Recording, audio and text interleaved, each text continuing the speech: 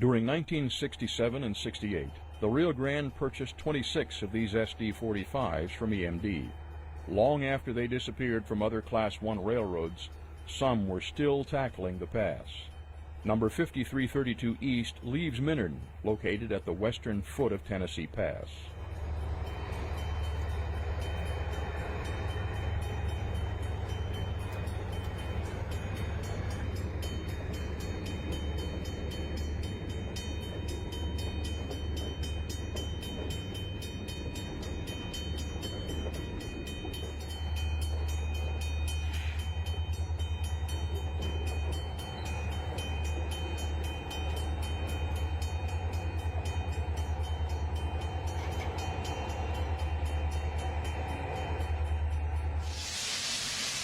If ever there was a railroad paradise, Minard was it during steam days.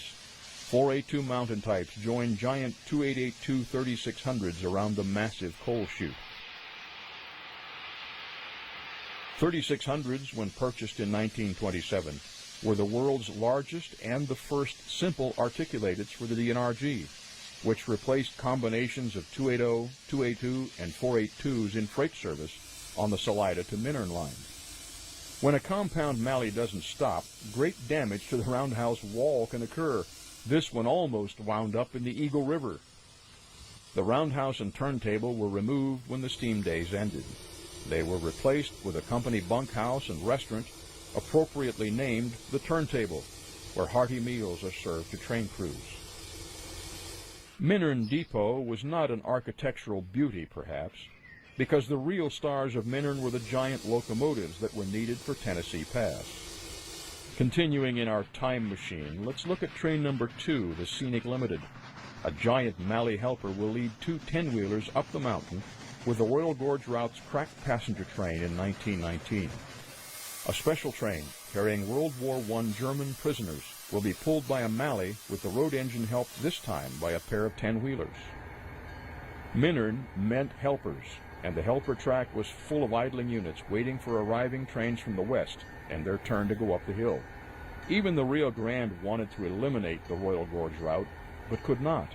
Southern Pacific felt the same, but not until Union Pacific took control was the feat accomplished.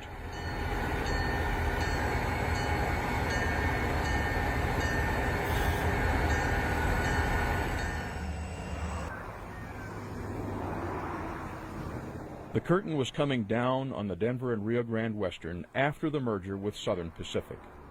Six-axle DNRG power remained as helpers, but the head-end power was shifting more to Southern Pacific than Rio Grande. An eastbound train arrives at Minard, the crews are changed, and the train is uncoupled. The first half pulls forward, and a swing helper is inserted into the train.